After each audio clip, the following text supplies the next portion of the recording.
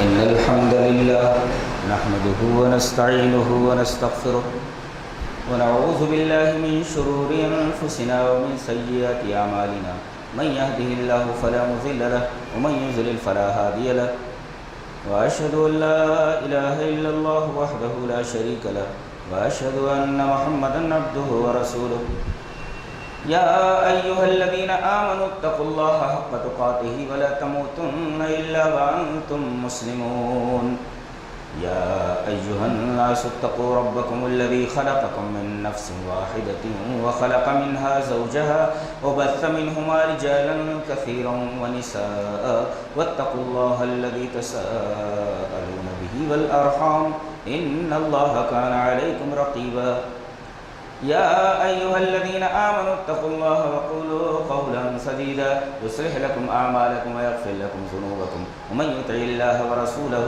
فقد فاز فوزا عظيما أما بعد فإن خير الحديث كتاب الله وخير الهدي هدي محمد صلى الله عليه وسلم وشر الأمور محدثاتها وكل محدثة بدعة وكل بدعة ضلالة الضلالة في النار أعوذ بالله من الشيطان الرجيم بسم الله الرحمن الرحيم إن هذا القرآن يهدي للتي هي أقوم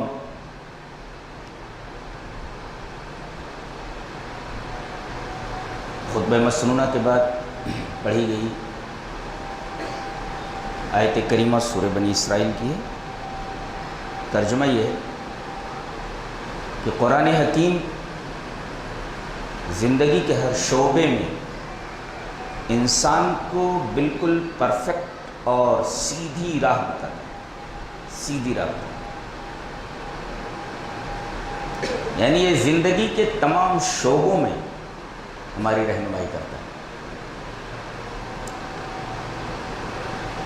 خط مستقیم پر رکھتا ہے تاکہ انسان ادھر سے ادھر نہ ہو جائے۔ عقیدہ ہو، عمل ہو، معاشرت ہو، معیشت ہو، زندگی کا کوئی بھی شعبہ ہو، ہر شعبے میں ہماری مکمل رہنمائی کرتے ہیں۔ شیخ ابن باز رحمہ اللہ عرب کے مفتی اعظم، ان کا انتقال ہو گیا، ان سے پوچھا گیا کہ ما کتب العقیدۃ التی تنصحون بها، عقیدے کی سب سے بڑی کتاب کون سی ہے؟ پوچھا گیا ان سے۔ اب پوچھا جائے مولوی لوگوں سے بھئی عقیدہ یہ پڑھاؤ وہ پڑھاؤ وہ پڑھاؤ، بڑے آدمی نے کیا جواب دیا ہے؟ اسے پوچھا گیا کہ عقیدے کی سب سے بڑی کتاب کون سی؟ ما کتب العقیدۃ التی تنصحون بها، جس سے آپ لوگوں کو عقیدہ بتاتے ہیں، عقیدے کی سب سے بڑی کتاب کیا ہے؟ شیخ ابن باز رحمہ اللہ نے جواب فرمایا، ارشاد کیا، فرمایا اعظم کتب العقیدۃ وانفعها کتاب اللہ القرآن، کہ عقیدے کی سب سے بڑی کتاب اور سب سے مفید کتاب قرآن حکیم ہے۔ لہذا میں یہ کہتا ہوں جسے قرآن پڑھنا نہ آتا ہو، جس کی قرآن حکیم پر گہری نظر نہ، اسے عقیدے کی کتاب پڑھانے کے لیے نہ دی جائے، اس لیے کہ سب سے بڑی عقیدے کی کتاب تو اس نے پڑھی ہی نہیں، اس کے بارے میں کچھ جانتا ہی نہیں۔ اللہ، سب سے بڑی عقیدے کی کتاب قرآن حکیم۔ قرآن حکیم بتاتا ہے کہ تمہیں زن پر نہیں چلنا ہے، ہر معاملے میں تمہیں یقین پر چلنا ہے، اور یقین کے 3 درجات بتائے گئے۔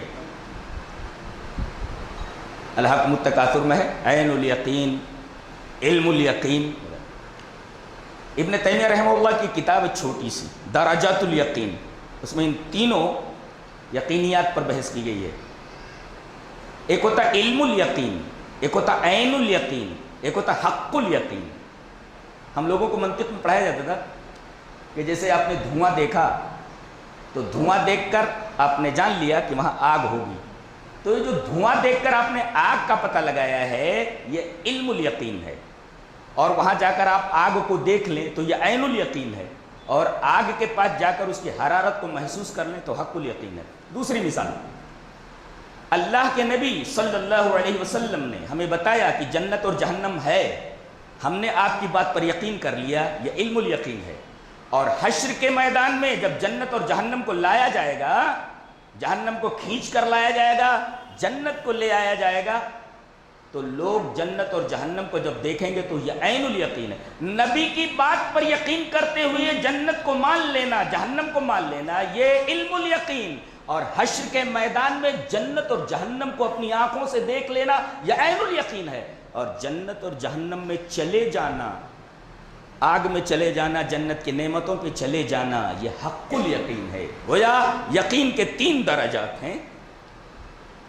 جانتے ہیں یقین کے مقابلے میں گمان آتا ہے، گمان سے بہت خرابیاں پیدا ہوتی ہیں۔ اسی وجہ سے روکا گیا ہے سورہ حجرات میں، جو معاشرت کے اوپر ایک جاندار سورہ ہے، اگر اس سورہ کریمہ کے اوپر عمل کر لیا جائے تو معاشرہ سدھر جائے۔ اس میں ایک بات بتائی گئی، اجتنبوا کثیرا من الظن، بدگمانی سے بچو، بدگمانی سے۔ بدگمانی حقیقت اور یقین کے خلاف ہوتی ہے۔ آفس جاتے ہوئے ایک صاحب کو ان کی بیوی نے لا کر کے چائے کا کپ دیا، ناشتہ دیا، کھانے بیٹھ گئے۔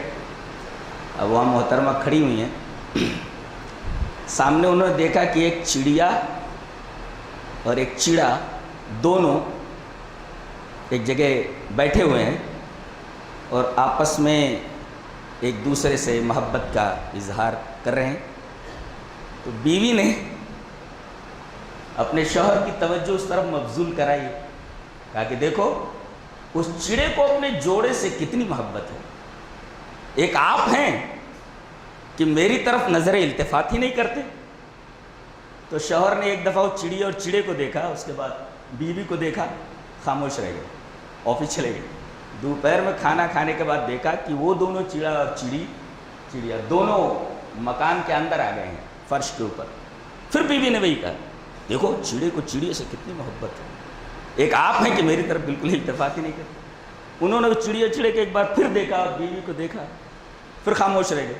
عصر کے بعد جب وہ چائے لائی، پھر دیکھا کہ وہ بالکنی کے اندر وہ چڑیا اور چڑا ایک ساتھ ہیں، کہا کہ دیکھو چڑے کو چڑیے سے کتنی محبت ہے، ایک آپ ہے کہ میری طرف التفات نہیں کرتے۔ شوہر کے صبر کا پیمانہ لبریز ہو گیا، اس نے جھنجھلا کر یہ کہا، میڈم یہ تیسری چڑیا ہے جس کو یہ نامعقول لیے پھر رہا ہے، یہ تیسری چڑیا ہے جس کو یہ نامعقول درد لیے پھر رہا ہے۔ تو یہ جو بدگمانی ہوتی ہے نا، بدگمانی یہ یقین کے خلاف ہوتی ہے، یقین کے خلاف۔ یہاں کہا گیا ہے کہ زندگی کے ہر معاملے میں گمان کے اوپر نہیں چلنا، تمہیں یقین کے اوپر چلنا۔ قرآن حکیم یہ بتاتا ہے کہ ایمان کی 2 قسمیں ہیں، ایمان کی۔ ایمان یمنع من دخول النار، ایک ایمان وہ ہوتا ہے جو آدمی کو جہنم میں داخل ہونے سے روک دیتا ہے۔ ایسا ایمان ہے کہ وہ جہنم میں جا ہی نہیں سکتا، یہ ایمان اس کو جہنم میں جانے سے روک دیتا ہے۔ تو ایمان یمنع من دخول النار، ایسا ایمان ہے جو انسان کو جہنم میں داخل ہونے سے روک دیتا ہے۔ اور دوسرا ایمان، ایمان یمنع الخلود فی النار، ایک ایمان ایسا ہے جو جہنم میں ہمیشہ رہنے سے روک دیتا ہے۔ ایک ایمان ہے جو جہنم میں جانے ہی نہیں دیتا، اور ایک ایمان ہے کہ جہنم میں تو چلا گیا لیکن اس ایمان کی وجہ سے وہ ہمیشہ نہیں رہے گا، جہنم سے نکالا جائے گا۔ قرآن ایمان کی 2 قسمیں ہیں، ایک تو ڈائریکٹ جہنم میں داخل ہونے ہی سے روک دیتا ہے، اور ایک ہے کہ جہنم میں چلا گیا لیکن ہمیشہ نہیں رہے گا اس ایمان کی وجہ سے۔ تو ایمان کی اہمیت معلوم ہوئی کہ ایمان کتنی اہم چیز ہے، اور جس بندے کو ایمان نصیب ہو گیا وہ بڑا خوش نصیب ہے۔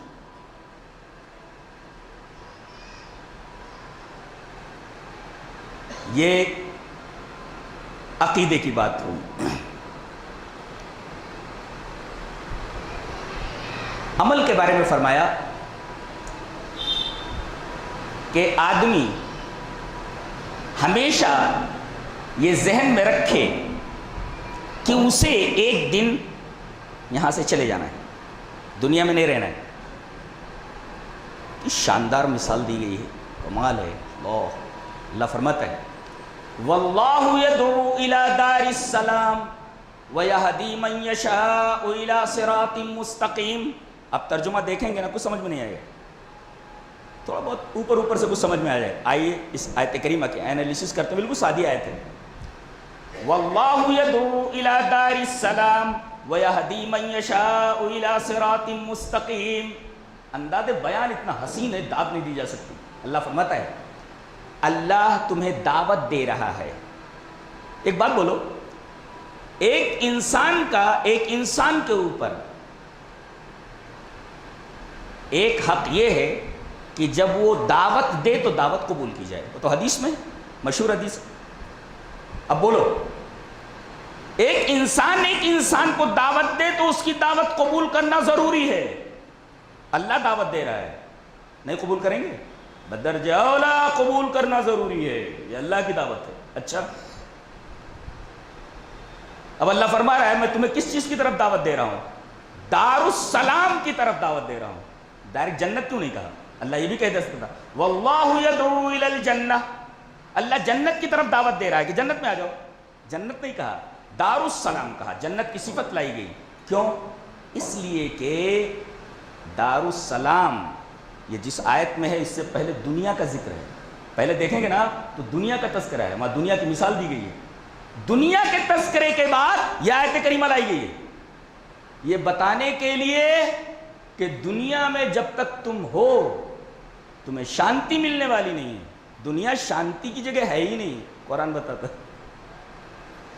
دنیا شانتی کی جگہ ہے ہی نہیں، سلامتی کی جگہ ہے ہی نہیں. ایک بات تو یہ معلوم ہے کہ یہاں شانتی نہیں ہے، شانتی ہماری جنت میں ہے، وہاں آ جاؤ. ایک اور دوسرے، دنیا میں انسان کو جتنی نعمتیں ملی ہیں سب کی سب غیر سالم ہیں. کسی کو سلامتی نہیں ہے، سب غیر محفوظ ہیں. بچپنا ملتا ہے نکل جاتا ہے، جوانی کے خوبصورت ایام ملتے ہیں نکل جاتے ہیں، دولت ملتی ہے ہاتھ سے نکل جاتی ہے، جو نعمتیں ملتی ہیں چھن جاتی ہیں. ارے کوئی نعمت محفوظ نہیں ہے تو کیسے کہا جا سکتا ہے کہ یہ دنیا شانتی کی جگہ ہے؟ یہاں تو کوئی چیز محفوظ ہے ہی نہیں، کوئی چیز سالم ہے ہی نہیں، کسی کو سلامتی ہے ہی نہیں، ملتی ہے اور ہاتھ سے چھن جاتی ہے. اللہ فرما رہا ہے جتنی نعمتیں تم کو مل رہی ہیں سب غیر محفوظ ہیں. ہماری جنت میں آ جاؤ، جتنی نعمتیں ملیں گی سب محفوظ ہیں. یہ اور تیسری چیز جو بہت باریک ہے وہ یہ جاننے کی ہے کہ آدمی جب دعوت دیتا ہے تو انویٹیشن کارڈ ایک ہوتا ہے، انوائٹ کرتا ہے، یہ لیجئے انویٹیشن کارڈ، اور اس پر پتہ لکھا رہتا ہے آپ کو یہاں آنا ہے. کھانے کا انتظام یہاں کیا گیا ہے. لیکن عجیب بات ہے کہ اگلا ٹکڑا بہت ہی عجیب و غریب ہے. فرمایا گیا وَيَهْدِي مَن يَشَاءُ إِلَىٰ صِرَاطٍ مُسْتَقِيمٍ. انوائٹ سب کو کیا گیا ہے لیکن ایڈریس سب کو نہیں بتایا گیا کہ کہاں آنا ہے. ایڈریس ان کو بتایا گیا جو صراط مستقیم پر ہے. کچھ سمجھ میں آ رہا ہے میں کیا بول رہا ہوں؟ یہ قرآن حکیم. لوگ بول رہے یہ کتاب پڑھی ہم نے، وہ کتاب پڑھی. ہنسی آتی ہے، تم نے کچھ بھی نہیں پڑھا ہے. قرآن حکیم اگر تم نے سمجھ کر نہیں پڑھا 0/0. بعض لوگ بتاتے ہیں ہم نے یہ کتاب پڑھ لی، ہم نے تو نے اردو کی کتاب پڑھی ہے. عربی معلوم ہے کیسے پڑھی جاتی ہے، جس زبان میں قرآن حکیم ہے. سب سے بڑا نقص تو رہتے ہیں اندر یہ، بڑی ہنسی آتی ہے یہ کتاب ہم نے پڑھی، وہ کتاب. مجھے تو بڑا افسوس بھی ہوتا ہے، اس کو تھوڑا ہنسی بھی آتی ہے، اس نے کچھ بھی نہیں پڑھا ہے اور اتنی بڑی بڑی باتیں کر رہا ہے. وَيَهْدِي مَن يَشَاءُ إِلَىٰ صِرَاطٍ مُسْتَقِيمٍ. اور وہ ایڈریس بتاتا ہے، رہنمائی کرتا ہے ان لوگوں کی جو صراط مستقیم پر ہے. انوائٹ سب کو کیا گیا ہے، انویٹیشن کارڈ سب کو دے دیا گیا ہے، لیکن پتے انہی لوگوں کو بتائے گئے ہیں جو صراط مستقیم پر ہے کہ یہاں آ جانا. ورنہ گول گول گھومتا رہے گا، وہاں تک نہیں پہنچ سکتا. کیا بات، کیسی بات کرتا ہے قرآن حکیم. واللہ یدعو الی دار السلام وَيَهْدِي مَن يَشَاءُ إِلَىٰ صِرَاطٍ مُسْتَقِيمٍ، جو صراط مستقیم ہے ان کو ایڈریس بتاتا ہے. انویٹیشن کارڈ سب کو دیا گیا ہے مگر ایڈریس ان کو بتایا گیا ہے جو صراط مستقیم پر ہیں، سیدھے راستے پر چل کر ہی وہاں پہنچ سکتا ہے اور کھانا کھا سکتا ہے، ورنہ بھٹکتا رہے گا گول گول اور بھوکا رہ جائے گا. اللہ، دنیا کی ایک مثال دی گئی بڑی پیاری ہے، اور ایک جملہ لا کر کے کمال کیا گیا ہے. فرمایا گیا وَيَوْمَ يَحْشُرُهُمْ كَأَن لَّمْ يَلْبَثُوا إِلَّا سَاعَةً مِّنَ النَّهَارِ يَتَعَارَفُونَ بَيْنَهُمْ. اللہ جب لوگوں کو جمع کرے گا تو ان لوگوں کو ایسا محسوس ہوگا، دنیا کی زندگی کا ایسا احساس ہوگا جیسے وہ کتنا ٹھہرے دنیا میں. إِلَّا سَاعَةً مِّنَ النَّهَارِ، دن کی ایک گھڑی. ٹھیک ہے، یہاں تک تو بات صحیح تھی، دن کی ایک گھڑی، بات سمجھ میں آ گئی. لیکن آگے یتعارفون بینہم لا کر کے کمال کر دیا گیا ہے، ایک منظر بتایا گیا ہے. میں عربی کا اسکالر ہوں، عربی زبان جانتا ہوں، اور الحمدللہ بہت اچھی نظر ہے عربی ادب کے اوپر. میں جانتا ہوں کہ اللہ تبارک و تعالیٰ نے کتنی پیاری بات کہی ہے، دل دھڑک اٹھتا ہے. یہاں یتعارفون بینہم لا کر کے آپس میں جیسے تعارف کر رہے ہوں، یہ جملہ لا کر کے بتایا گیا کہ آدمی کی زندگی کی مثال ریلوے اسٹیشن پر ویٹنگ روم کی طرح ہے. ویٹنگ روم میں بیٹھے ہوئے، گاڑی نہیں آئی ہے. اب آپس میں جو لوگ بیٹھے ہوئے ویٹنگ روم میں پوچھتے ہیں آپ کا نام کیا ہے، کہاں جا رہے ہیں آپ، فلاں جگہ جا رہے ہیں. اچھا اچھا اچھا، یہ کون ہے، آپ کا بیٹا. ایک دوسرے سے تعارف کر رہے ہیں اور گاڑی آ گئی، سارا ویٹنگ روم خالی ہو گیا. اللہ اکبر. وَيَوْمَ يَحْشُرُهُمْ، چند گھنٹوں کے لیے، چند منٹوں کے لیے آدمی ویٹنگ روم میں بیٹھ کر کے ایک دوسرے سے تعارف کرتا ہے، آپ کو کہاں جانا ہے، آپ کو کہاں جانا ہے، آپ کو کہاں جانا ہے.